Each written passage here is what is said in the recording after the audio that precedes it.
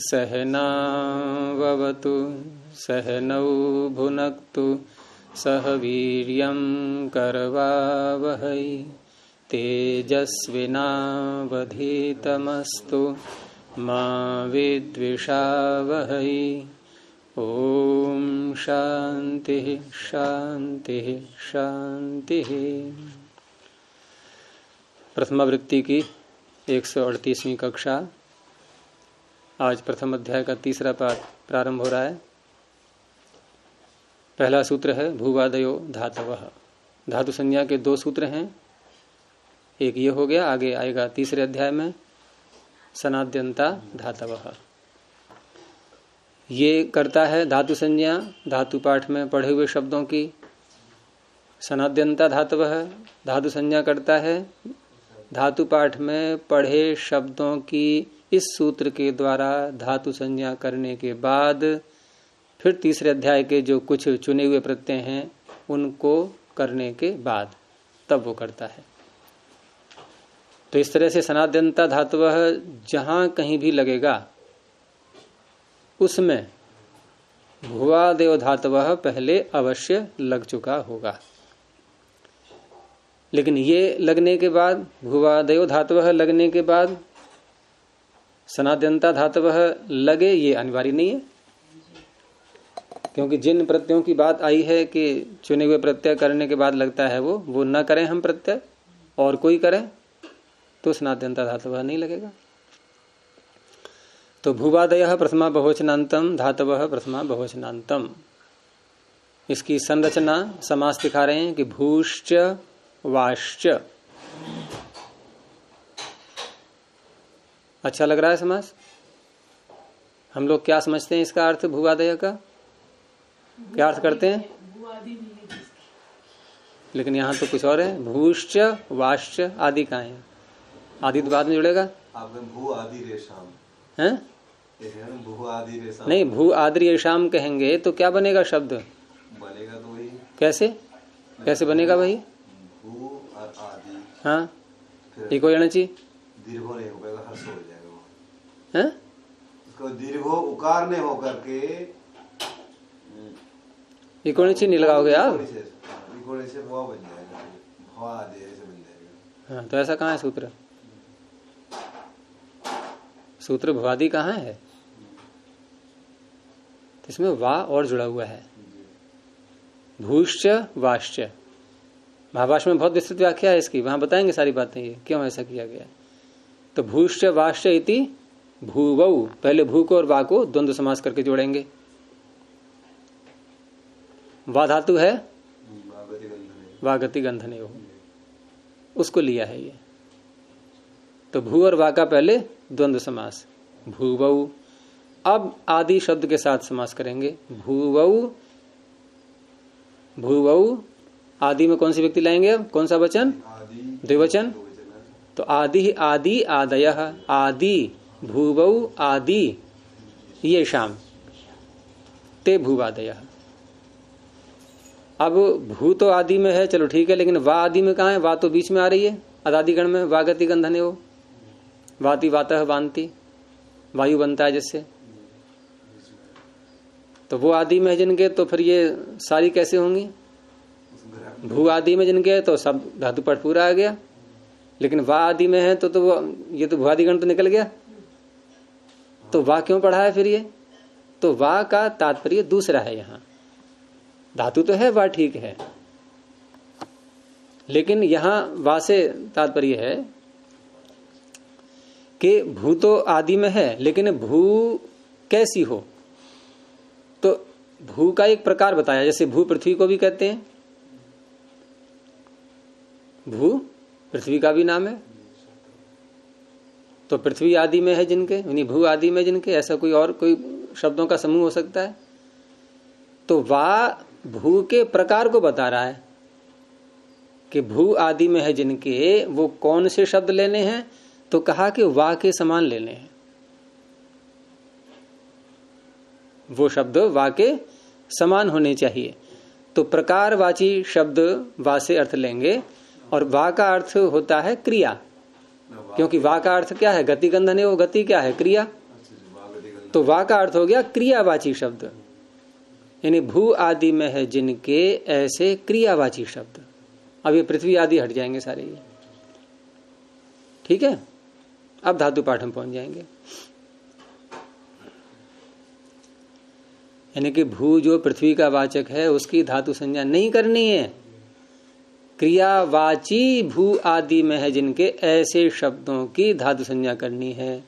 तो क्रियावाची पढ़े हुए हैं धातु पाठ में। अब ये सूत्र वहां पहुंचेगा फिर। कोई शंका? ये वाह वाली बात थोड़ी, वाह का अर्थ है क्रिया, सिर्फ क्रिया। यानी भू आदि शब्दों की धातु संज्ञा करनी है, लेकिन भू आदि शब्द कैसे होने चाहिए? क्रियावाची। ये क्रियावाची बताने के लिए वाह को पढ़ा गया है।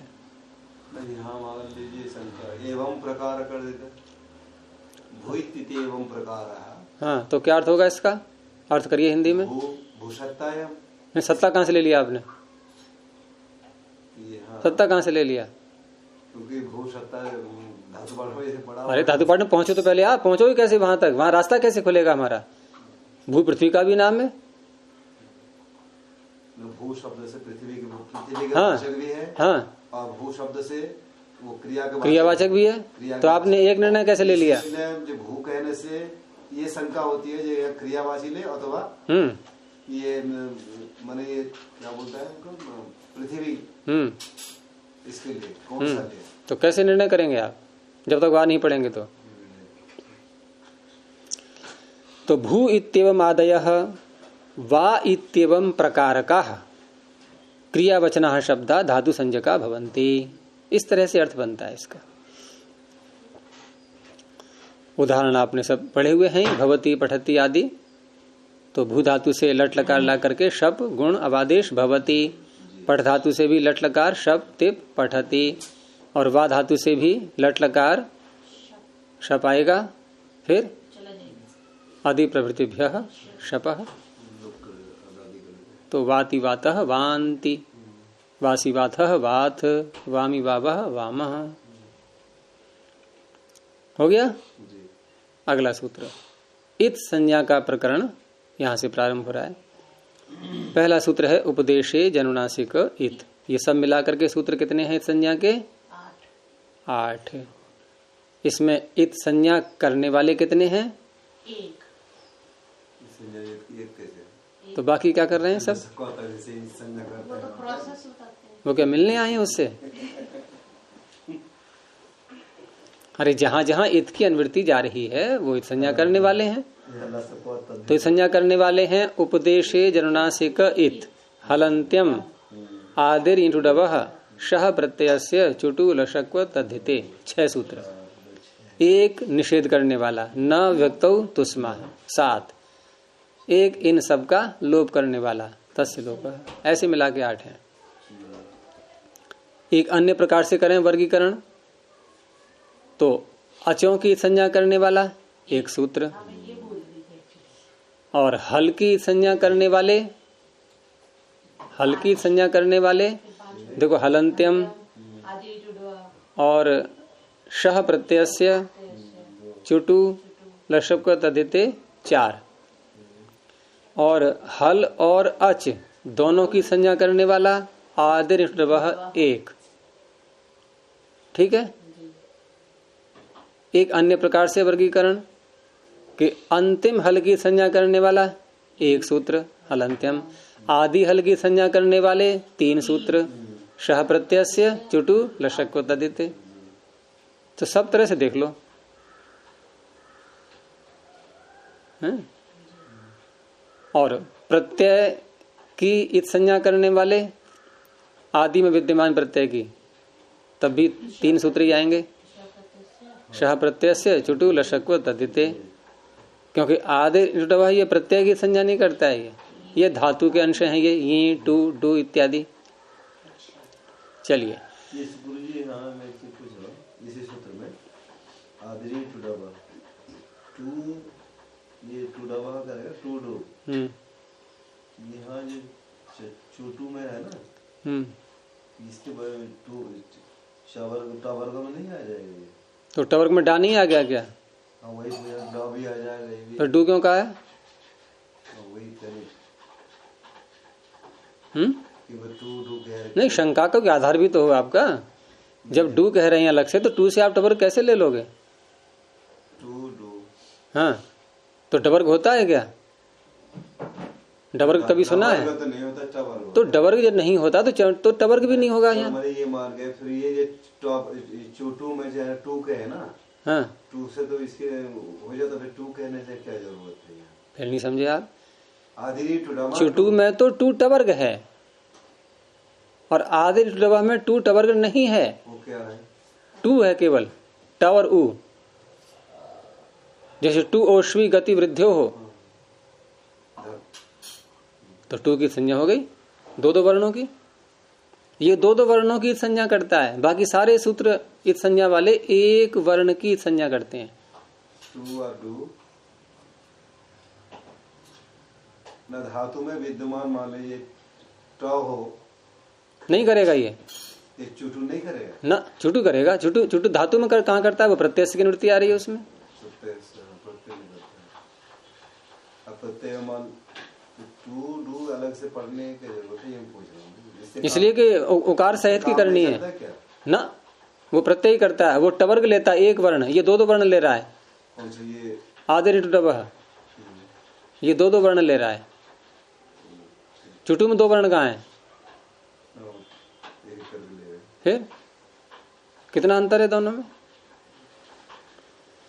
तो उपदेशे सप्तमेक वचनांतम अच प्रथमैक वचनांतम अनुनासिक प्रथमैक वचनांतम इत प्रथमैक वचनांतम, 4 पद हैं इसमें। तो उपदेशे, उपदेश की व्याख्या सब सुनते चले आ रहे हैं आप। 5 ग्रंथ हैं पाणिनि के, हैं अष्टाध्यायी, धातुपाठ, मणादि सूत्र, गणपाठ और लिंगानुशासन। तो उपदेशे यह अनुनासिक अच स इत संज्ञको भवति या तस्य इत संज्ञा भवति। तो इन उपदेश अर्थात इन 5 ग्रंथों में पहले अनुनासिक के चिन्ह लगते चले आ रहे थे, लेकिन काफी समय से ये लुप्त हो गए हैं, इनका प्रयोग अब नहीं होता है। तो बताने से ही पता चलता है कि ये अनुनासिक है या निरनुनासिक है। जब से ये मुगलों का शासन आया था उससे पहले से ही हमारे ग्रंथ सब समाप्त कर दिए गए थे।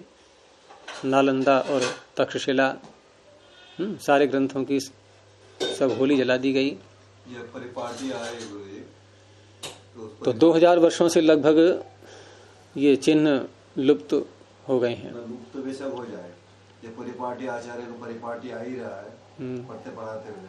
तो जैसे पठ व्यक्तायाम वाची है, तो यहाँ पठ इस तरह से है ये। तो उसमें ठ में जो आकार है अनुनासिक है, उसकी संज्ञा करके तस्य लोप ऐसे लोप हो जाएगा। लोप किसे कहते हैं? अदर्शनम लोपः। तो जैसे पठती बनाएंगे तो ठ के आ को पहले इत संज्ञा करके हटाएंगे। ऐसे ही वदती बनाएंगे तो वद व्यक्तायाम वाची, यहाँ भी द में जो अ है ये अनुनासिक है, तो उसकी संज्ञा करके हटा के वदती। एध धातु से ध में जो अ है ये भी एध। वैसे प्रयास किया है बहुतों ने, धातु पाठ ऐसे उपलब्ध हैं जिनमें अनुनासिक के चिन्ह लगे हुए हैं, लेकिन जिसको धातु पाठ कंठस्थ हो जाता है उसको फिर ये समस्या नहीं आती, क्योंकि उसमें धातु पाठ में स्वयं बता दिया गया है। वहां पर इत बोल करके कि उदात्तेतः, अनुदात्तेतः, स्वरितेतः, जब ये कहा जा रहा है और ये आपने पंक्ति याद भी कर ली धातु पाठ में, तो अब आपको क्या संदेह रहेगा? क्योंकि उदात्तेतः, अनुदात्तेतः, स्वरितेतः जब कह दिया तो इत जुड़ गया, नहीं होगी? जुड़ गया उसमें। और इत संज्ञा जब सूत्र कह रहा है अनुनासिक की ही होती है, तो स्पष्ट है कि वहां ये अनुनासिक है। उदात्त अनुनासिक है, अनुदात्त अनुनासिक है, स्वरित अनुनासिक है। हो गया निश्चय? नहीं? तो ऐसे पता लग जाता है। अगर स्वर ये अनुनासिक का चिन्ह लगे हुए धातु पाठ छपा हुआ हो, तो फिर ये जो अंतिम जो वाक्य में जो बोलते हैं अनुदात्तेतः, उदात्तेतः, स्वरितेतः, इसकी आवश्यकता नहीं पड़ेगी फिर। फिर वो पुनरुक्ति दोष हो जाएगा। एक बार कह दिए फिर उनको बार बार। लेकिन उसमें कारण ये भी रहा होगा इन चिन्हों के लुप्त होने का कि अनुनासिक वर्ण बोलने में थोड़ा कष्ट होता है, अधिक ध्यान रखना पड़ता है।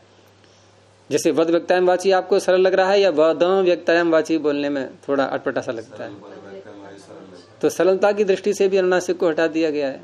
गुरुजी, तो फिर ये जो ओणादि को अष्टाध्यायी धातु पाठ, क्या उस समय धातु पाठ में उदात्तेता अनुदात्तेता ये बाद में लगाए गए हैं? ये पाणिनि ने लगाए हैं, ये पाणिनि के लगाए नहीं है शब्द, ये आचार्य ये तो बाद में जोड़े गए हैं, व्याख्याकारों ने उनको जोड़ा है। और ये जोड़ना ही इसीलिए पड़ा कि न तो उदात्त अनुदात्त के निशान थे, जो रेखाएं होती हैं पड़ी रेखा और खड़ी रेखा, और न ये अनुनासिक के थे। तो दोनों बातें आ गई उस वाक्य में जोड़ा गया है कि इति उदात्ता अनुदात्तेतः, तो उदात्त भी कहना पड़ा, इति अनुदात्ता अनुदात्त भी कहना पड़ा, उधर इत वाला जो है जिसकी संज्ञा हुई है वो भी कहना पड़ा। और ये चिन्ह हो तो ये पूरा वाक्य हट जाएगा फिर ये। तो ये हो गया। ऐसे ही सु औजस आदि इन प्रत्ययों में भी जहां जहां भी अनुबंध है अच, वो अनुनासिक ही है, ऐसा मान के चलेंगे। अगला सूत्र हलंत्यम। हल प्रथमैक वचनांतम, अंत्यम प्रथमैक वचनांतम। अंत्यम य जुड़ा हुआ है इसमें, यत प्रत्यय, और ये तत्र भवः के अधिकार में दिगादिभ्यो यत से यत प्रत्यय हो जाता है। अंते भवम, अंत्यम अंत में होने वाला, तद्धितांत शब्द है ये अंत्यम। और हल का है ये विशेषण। हल में भी एक इन्होंने समास किया है, एक समस्या से निबटने के लिए। वैसे हल प्रत्याहार है, लेकिन हल में भी हस्य ल हल, हस्य ल हल, क्या अर्थ हुआ? समस्या क्या आ रही थी? समस्या ये आ रही थी कि हल है एक प्रत्याहार सूत्र, है नहीं है? प्रत्याहार कब बनते हैं? इत संज्ञा होने पर। आदिरंत्येन सहिता, आदि वर्ण अंत्य इत संज्ञक के साथ जब जुड़ जाता है तब प्रत्याहार बनता है। तो हमें ये हलंत्यम सूत्र बनाना है। हलंत्यम सूत्र हल प्रत्याहार को ले रहा है। हल प्रत्याहार कब बनेगा? जब ल की संज्ञा करेंगे तो। कौन करेगा? यही तो पता नहीं कौन करेगा? अंतिम हलंत्यम ही करेगा। ये तो बना ही नहीं है अभी। आदि ना। अब आगे समझ में यही समस्या आ गई है। जो हलंत्यम अभी पैदा ही नहीं हुआ वो कैसे कर देगा इत संज्ञा? ये बनाएगा आदिरंत्यम। अच्छा, और ये नहीं कर पाएगा इत संज्ञा, तो हलंत्यम में हल प्रत्याहार पढ़ कैसे दिया? ये कहां से बन करके आया? टपक के कहां से टपक आई है? प्रत्याहार तब बनता है जब इत संज्ञा हो जाए। इत संज्ञा करने वाला सूत्र अभी पैदा ही नहीं हुआ है, तो हल प्रत्याहार बना ही नहीं बना, तो इस सूत्र में कैसे बोले इसको? समस्या आगे समझ में। अब उसका निराकरण कैसे करेंगे कि हल प्रत्याहार में यहां जो इन्होंने समास किया है हस्य ल हल, तो हल तो बन गया षष्ठी तत्पुरुष करके, ठीक है। अब हलच हलच, अब दो बार बोलेंगे, और पीछे आप पढ़ चुके हो स्वरूपाणाम एक शेष एक व्यक्त। अगर एक जैसे बोलोगे आप तो एक रहेगा, तो एक हल हट गया। हलच हलच हलो, हलच हलच। हाँ, हलच हलच हल, एक शेष रह गया, एक हट गया। अब रही बात, आप कहोगे जैसे हलो दो वचन आना चाहिए, फिर तो कोई बात नहीं है, जातिवाचक है हल शब्द। जात्याख्यायाम एकस्मिन् बहुवचनम अन्यतरस्याम, एक वचन भी आप कह सकते हैं। तो पाणिनि ने एक वचन बोल दिया तो हल हो गया एक वचन। अब इस हल में दो हल हैं। अब दो हल हैं तो ये सूत्र क्या करेगा? ये कह रहा है कि दो हल में पहले वाले हल से निपट लो, क्योंकि ये कह रहा है इत संज्ञा। तो ये कह रहा है कि हस्य ल हल, यानी ह का जो लकार है, ह का जो लकार का तात्पर्य हल सूत्र में जो ह के साथ में लकार आ रहा है, पहले उसकी संज्ञा करेगा। ये हस्य ल इत संज्ञकम भवति, ये पहले वाले हल का अर्थ कर रहा हूं मैं। हस्य लकारस्य इत संज्ञा भवति, ह के लकार की। अब ह का लकार क्या होता है? तो ह का लकार का तात्पर्य ह का जो संबंधी जो साथ में पास में आया हुआ लकार है। हल सूत्र में आप लड़ में पहुंच गए। हल सूत्र में जो लकार आया हुआ है ह के पास वाला, उसकी संज्ञा की पहले इसने, इस संज्ञा कर दी तो आदिरंत्यन संहिता आ गया, उसने हल प्रत्याहार बना दिया। अब दूसरा हल का अर्थ होगा कि अंत में आने वाले हल प्रत्याहार के वर्णों की इत संज्ञा होती है। ये दूसरे का अर्थ हो जाएगा हल का। अंत में नहीं आया पकड़ में। अंत वाला ये पहले वाला तो पढ़ ले बोले, ये जब ये पहले वाला जब अर्थ आपने समझ लिया तो हल प्रत्याहार तो बन गया। हल प्रत्याहार बन गया नहीं, हल प्रत्याहार उपस्थित हो गया कि नहीं। अब उसका अर्थ करो आप कि हल प्रत्याहार में जो वर्ण आ रहे हैं वो यदि कहीं अंत में आएंगे उपदेश में तो उनकी संज्ञा हो जाती है। हमें हल प्रत्याहार को लाना था, वो आया हस्य ल इस संज्ञकम भवती ये कह करके कि ह के ल की संज्ञा होती है, वो अलग करनी पड़ी। 2 बार इस संज्ञा करेगा अभी ये, ह के ल की अलग करेगा प्रत्याहार बनाने के लिए, और प्रत्याहार बनाने के बाद फिर बाद में करेगा वो औरों की करेगा। फिर किणबुल त्रिचौ अणुबुल में लकार आ गया, कैसे हटाओगे आप, तो वो प्रत्याहार ऐसे करेगा कार्य। ये है स्वामी जी कह रही पाणिनि ने पहले ये संज्ञा के सूत्र तो बना ही लिए होंगे प्रत्याहार बनाने से पहले। पाणिनि ने पहले प्रत्याहार सूत्र बनाए होंगे या इत संज्ञा सूत्र बनाए होंगे? वो तो सारा एक साथ समझो आप, उससे कोई मतलब ही नहीं। ये तो व्याख्याकार व्याख्या करते हैं समझाने के लिए कि अगर आपको समस्या आ रही तो ऐसे निपट लेंगे। यानी पाणिनि ने ये भी एक रास्ता हमें दे दिया है शंकाओं को दूर करने के लिए। अगर इसके बहुब्री समास कर लेते हैं इसमें हस्य ला हल, वो आप अगली व्याख्या में करना, जब नई प्रथमावृत्ति लिखो आप तब उसमें करना बहुब्री समास। तो इस तरह से यहाँ पर इतरेतराश्रय दोष आ रहा था कि ये सूत्र बने तो हल प्रत्याहार बने, हल प्रत्याहार बन जाए तो ये सूत्र बने। इसे कहते हैं इतरेतराश्रय दोष। नहीं, हलंत्यम सूत्र की बात हो रही है, तो इसमें इतरेतराश्रय दोष आ रहा था, उसको दूर करने के लिए 2 बार हल को बोला गया।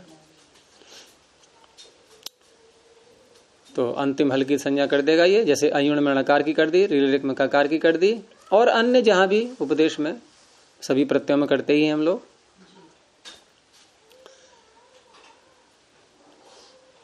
ठीक है,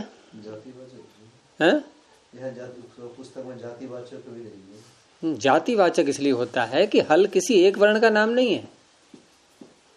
आप बताइए, गो किसी एक प्राणी का नाम है क्या? मनुष्य किसी एक आदमी का नाम है क्या? कि भाई तो मनुष्य तो वही है, मैं नहीं हूं मनुष्य। तो जो अनेकों का होता है उसे जातिवाचक कहते हैं, सीधी सी बात है। समान प्रसवात्मिका जाति ही, जहां समान प्रसव हो, समान प्रसव का तात्पर्य ज्ञान, समान ज्ञान होता है जहां, उसे जाति कहते हैं। तो ये भी हल है, ये भी हल है, जहां भी लग जाए, और मोटी भाषा में जहां भी लग जाए वो जाति है। ये भी दरी है, ये भी दरी है, ये भी खाट है, ये भी खाट है, ये सब जाति हो गई। तो हल तो कई है, विशेष एक होता है, जाति अनेकों में घटेगी, विशेष एक में घटेगा। इसमें जाति विवक्षायाम एको वचनं च अनया रित्या। आप जहाँ विसर्ग जोड़ जोड़ के कहाँ सब वाक्य बिगाड़ लेते हो अपने, कहाँ विसर्ग रखे हैं कि अनया रीत्या। ना, इसमें जाति विवक्षायाम, हाँ विवक्षायाम यहाँ, हाँ जाति विवक्षायाम एक वचनं च अनया रित्या हल प्रत्याहार निष्पद्यते। हल प्रत्याहार बन गया। चलिए इतना ही रखते हैं। प्रणव ध्वनि। ओ